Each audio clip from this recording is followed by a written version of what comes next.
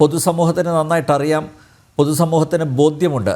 പക്ഷേ ഇപ്പോഴും പാകിസ്ഥാൻ അനുകൂലമായിട്ടുള്ള ഒരു നിലപാടെടുക്കുന്ന ഒരു വിഭാഗം ഇവിടെയുണ്ട്. സത്യത്തിൽ സമസ്തയിലെ ഈ ലേഖനം അത് ചർച്ചയാക്കേണ്ട വിഷയമല്ല, അതിനെ വേണമെങ്കിൽ നമുക്ക് തള്ളിക്കളയാം. പക്ഷേ എങ്കിലും പൊതുസമൂഹത്തെ അറിയിക്കണം. ഇത്തരത്തിലുള്ള ചില വിധ്വംസക പ്രവർത്തനങ്ങൾ വളരെ സജീവമായി ഉണ്ട്. അത് പരസ്യമാക്കിയവരെ തിഹാറിൽ പാർപ്പിക്കാൻ സാധിച്ചിട്ടുണ്ട് മോദി ഭരണകൂടത്തിന്. പക്ഷേ എങ്കിലും ഞങ്ങളുടെ മനസ്സ് പാകിസ്ഥാനോടൊപ്പമാണ് എന്ന് വിളിച്ചു പറയുന്ന ഈ സമൂഹത്തിൻ്റെ ചെയ്തികളെ, ഈ ചെറിയ വിഭാഗത്തിൻ്റെ ചെയ്തികളെ എങ്ങനെയാണ് നോക്കിക്കാണേണ്ടത്? അത് വളരെ വ്യക്തമാണ്. ആ ലേഖനത്തിൻ്റെ തലക്കെട്ട് വരെ പ്രത്യേകം ശ്രദ്ധാർഹമാണ്. വരുമോ വീണ്ടും ഒരു ഇന്തോ പാക് യുദ്ധം? ഇവിടെ ഇന്തോ പാക് യുദ്ധം ഉണ്ടായിട്ടില്ല. യുദ്ധം ഉണ്ടാകാൻ നമ്മുടെ രാജ്യം ഒരിക്കലും ആഗ്രഹിച്ചിട്ടില്ല. നമ്മുടെ നടപടികൾ മുഴുവനെ മതഭീകരതയ്ക്കെതിരായിരുന്നു. മതഭീകരരുടെ പാകിസ്ഥാൻ താവളങ്ങൾ തകർക്കുകയും അവരെ നിഷ്ക്രിയരാക്കുകയും നിരായുധരാക്കുകയും തകർക്കുകയും ചെയ്യുക എന്നുള്ള ഏക ലക്ഷ്യമാണ് പഹൽഗാം ആക്രമണത്തിനുള്ള തിരിച്ചടിയിൽ ഭാരതം കൊടുത്തത്. അതും തുടങ്ങിയത് നമ്മളല്ല. നമ്മുടെ സേനകൾ അതിർത്തികളിൽ സജ്ജമാക്കി നിർത്തിയപ്പോൾ ആദ്യം ആ പൂഞ്ച് പ്രദേശങ്ങളിലൊക്കെ ആക്രമണം നടത്തി മത കേന്ദ്രങ്ങളെ ലക്ഷ്യം വെച്ചുകൊണ്ട് ആക്രമണം നടത്തിയത് പാകിസ്ഥാനാണ്. പാകിസ്ഥാനിൽ ഭീകരവാദികളും ഭരണകൂടവും സൈന്യവും തമ്മിലുള്ള വ്യത്യാസം പാഠം മറന്നുകൊണ്ട് അവരൊക്കെ ഒറ്റക്കെട്ടാണ് എന്ന് വ്യക്തമാക്കുന്ന രീതിയിലുള്ള പ്രവർത്തനങ്ങളാണ് അവർ. അപ്പോൾ വീണ്ടും ഒരു യുദ്ധം എന്ന് പറയുന്നത് തന്നെ വളരെ പ്രകോപനപരമായ തലക്കെട്ടാണ്. ഇവിടെ യുദ്ധമുണ്ടായിട്ടില്ല. ഉണ്ടായിട്ടുള്ളത് നമ്മുടെ രാജ്യത്തിൻ്റെ സമാധാനം തകർക്കുകയും ലോകത്തിന് മുഴുവൻ ഭീകരത സമ്മാനിക്കുകയും വളർത്തുകയും ഭീകരതയുടെ വളർത്തച്ഛൻ എന്ന നിലയിൽ ഒരു രാജ്യം വളർന്നു വരികയും ചെയ്യുന്നതിനെതിരായിട്ടായിരുന്നു നമ്മുടെ നീക്കങ്ങൾ. അതുകൊണ്ടാണ് ഒരൊറ്റ സിവിലിയൻ എയർപോർട്ട് പോലും ആക്രമിക്കാതെ പാകിസ്ഥാൻ്റെ ആണവ കേന്ദ്രങ്ങളുടെ അടുത്തുള്ള വായു സങ്കേതങ്ങൾ, എയർഫീൽഡ്സ് തെരഞ്ഞു പിടിച്ച് നമ്മുടെ ഡ്രോൺ ആക്രമണവും മിസൈൽ ആക്രമണവും നടത്തിയത്. സിവിലിയൻ സാധാരണക്കാരന് ആപത്തുണ്ടാകാതിരിക്കാൻ നമ്മുടെ സേന പ്രത്യേകം ശ്രദ്ധിച്ചു. ഇത് അവർ തന്നെ മനസ്സിലാക്കി. കാരണം അവരുടെ നൂർഖാൻ എയർപോർട്ടും സർഗോദ എയർപോർട്ടും എയർ സങ്കേതങ്ങൾ, വായു സങ്കേതങ്ങൾ, അവിടെ പറക്കാൻ ഉപയോഗിക്കുന്ന വിമാനങ്ങൾ സൂക്ഷിക്കുന്ന കേന്ദ്രങ്ങൾ തകർത്തപ്പോൾ പ്രധാനമന്ത്രി വരെ അർദ്ധരാത്രി വിളിച്ചറിയിച്ചു. ഇത് തർക്കമില്ലാത്ത കാര്യമാണ്. അപ്പോൾ ഇവിടെ നമ്മുടെ ലക്ഷ്യം ഭീകരരെ തകർക്കുക എന്നുള്ളതാണ്, യുദ്ധമല്ല. പക്ഷേ സുപ്രഭാതം, പുലർകാലത്തുണ്ടാവുന്ന പ്രഭാത രശ്മി ആസ്വദിക്കുന്നതിന് പകരം അന്ധകാരത്തിൻ്റെ ഭാഷയാണ് ഈ ലേഖനത്തിൽ എഴുതിയിരിക്കുന്നത്. അവർ ത്രിസന്ധ്യ എന്ന പേരാവണം വാസ്തവത്തിൽ അവർക്ക് ഇത്തരം മുഖപ്രസംഗങ്ങൾ അല്ലെങ്കിൽ ലേഖനങ്ങൾ എഴുതുമ്പോൾ യോജിച്ചത്. സുപ്രഭാതം എന്ന് പറഞ്ഞാൽ സൂര്യകിരണങ്ങൾ അടിച്ച് ലോകത്തിന് മുഴുവൻ ഊർജം പകരുന്ന മനോഹരമായ സമയമാണ്. ആ പേര് തീരെ അസത്യമാക്കിക്കൊണ്ട് ഈ രീതിയിലുള്ള ലേഖനം എഴുതുന്നത് വളരെ അപകടം. എന്ന് മാത്രമല്ല, ഇതിൽ ഒരുപാട് കാര്യങ്ങൾ ഒളിച്ചു വച്ചിട്ടുണ്ട്. അതായത് മതഭീകരതയെപ്പറ്റി ഒരു വാക്കുപോലും ആ ലേഖനത്തിൽ എവിടെയും ഇല്ല. ഹമാസിന് സ്വീകരണം കൊടുത്ത കൂട്ടരാണ് സുപ്രഭാതം. തൃത്താലയിൽ വെച്ച് വലിയ ആഘോഷം നടത്തി അതിന് വലിയ പരസ്യം കൊടുത്തൊരു പത്രമാണ് സുപ്രഭാതം. അപ്പോൾ മതഭീകരരെ ഒരു സംഗീത പരിപാടിയിൽ പങ്കെടുത്ത് നിരായുധരായ കുട്ടികളും അടക്കമുള്ള ആളുകളെ നിഷ്കരണം വെടിവെച്ച് ഒന്ന് ഹമാസ് എന്ന ഭീകര സംഘടനയെ പ്രകീർത്തിക്കുകയും വീരവൽക്കരിക്കുകയും ചെയ്യുന്ന സുപ്രഭാതം ഒരക്ഷരം പോലും മതഭീകരതയെപ്പറ്റി ആ ലേഖനത്തിൽ പ്രസ്താവിച്ചിട്ടുണ്ട്.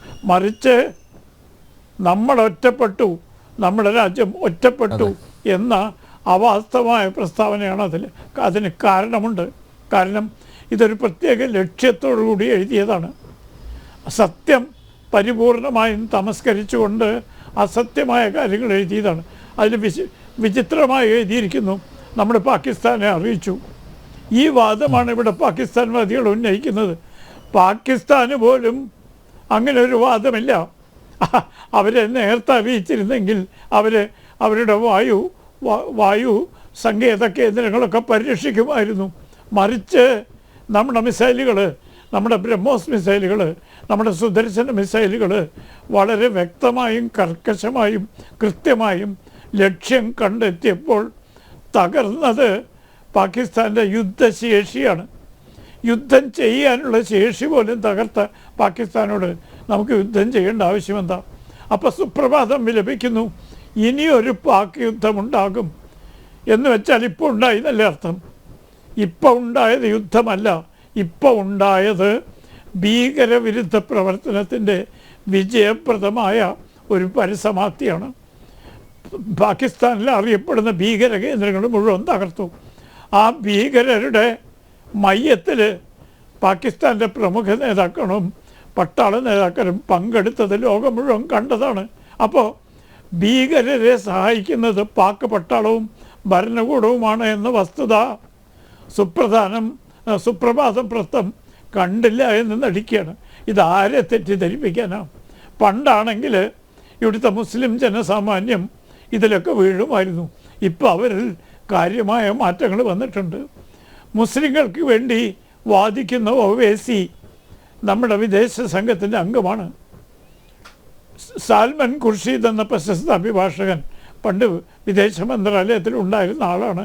അദ്ദേഹം നമ്മുടെ സംഘത്തിലെ അംഗമാണ്. ഇങ്ങനെ പലരും ഈ സർക്കാരുമായ അഭിപ്രായ വ്യത്യാസമുള്ള ആളുകൾ പോലും രാജ്യത്തിൻ്റെ കാര്യം വരുമ്പോൾ ഒറ്റക്കെട്ടായി നിന്ന് ഭീകരതയെപ്പറ്റി സംസാരിക്കുമ്പോൾ ഇവിടെ ഹമാസ് പോലെയുള്ള സംഘടനകളെ വളർത്തുകയും സ്വീകരണം കൊടുക്കുകയും വീരവൽക്കരിക്കുകയും ചെയ്തിരിക്കുന്ന പത്രങ്ങൾ ഇങ്ങനെ എഴുതിയില്ലെങ്കിലേ കേരളത്തിലെ മുസ്ലിങ്ങൾക്ക് അത്ഭുതമുള്ളൂ. പക്ഷേ അവരിന്ന് മാറി ചിന്തിക്കാൻ തുടങ്ങിയിരിക്കുന്നു. കാരണം കേണൽ ഖുരേഷിയെപ്പോലെ മുസ്ലിം സമുദായത്തിലെ രാജ്യസ്നേഹികളെ മുൻനിർത്തിയാണ് നമ്മുടെ ഗവൺമെൻറ് പട്ടാള കാര്യങ്ങൾ വിശദീകരിച്ച് പട്ടാളത്തിൻ്റെ പ്രവർത്തനങ്ങൾ ഇത് പലർക്കും ദഹിക്കുന്നില്ല. പക്ഷേ പണ്ടത്തെ പോലെ സാമാന്യ മുസ്ലിം ജനങ്ങൾ ഈ പത്രത്തിൻ്റെ വിശ്വാസ്യതയെ ചോദ്യം ചെയ്തു തുടങ്ങിയിരിക്കുന്നു. ഇന്ന് അവരുടെ ഇടയിൽ ഇത്തരം പ്രചരണങ്ങൾ നടക്കില്ല. അതിൻ്റെ പ്രത്യക്ഷ ഉദാഹരണമാണ് ഒവൈസിയുടെ പ്രസംഗം. ഒവൈസി വിദേശത്ത് പോയി പറഞ്ഞു, പാകിസ്ഥാൻ ഭീകരത പരത്തുകയാണ്. അത് മതപരമായ കാര്യമല്ല, മതവിരുദ്ധമാണ്. മതഭീകരതയാണെങ്കിലും മതവിരുദ്ധമാണ്. നമ്മുടെ രാജ്യം സമാധാനത്തിന് വേണ്ടിയും മതഭീകരതയ്ക്കും എതിരായി നിൽക്കുന്നു. അത് യുദ്ധം ചെയ്യുന്നത് മതഭീകരതയ്ക്കെതിരാണ്.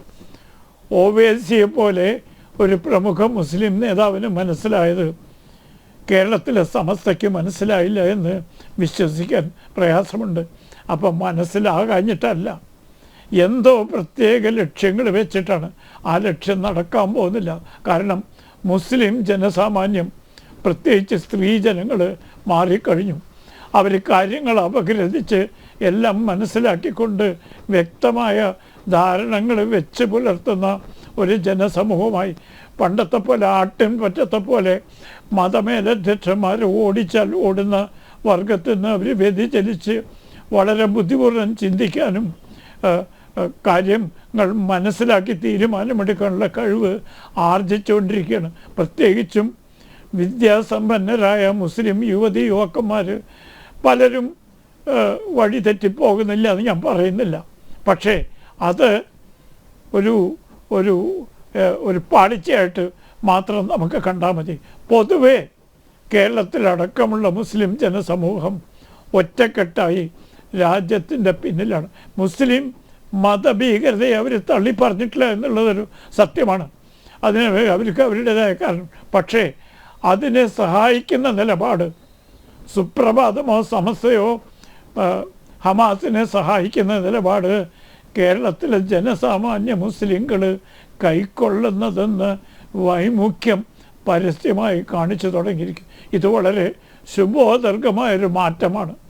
അതുകൊണ്ടാണ് കേന്ദ്ര ഗവൺമെൻറ് മറ്റ് രാജ്യങ്ങളെ, മുസ്ലിം രാജ്യങ്ങളടക്കം വസ്തുതകൾ പറഞ്ഞ് മനസ്സിലാക്കാനും വിവിധ സംഘങ്ങളെ നിയോഗിച്ച് അത് ഫലപ്രദമായി എന്ന് വേണം വിചാരിക്കാൻ.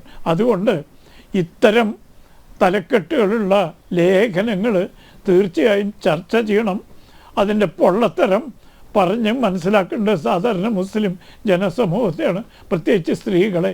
അവരാണ് പെട്ടെന്ന് വഴിതെറ്റിക്കപ്പെടാൻ സാധ്യതയുള്ളൂ. പക്ഷേ ഭാഗ്യവശാൽ ഇന്നവർ വിദ്യാസമ്പന്നരാണ്, അവർ കാര്യങ്ങൾ മനസ്സിലാക്കുന്നുണ്ട്.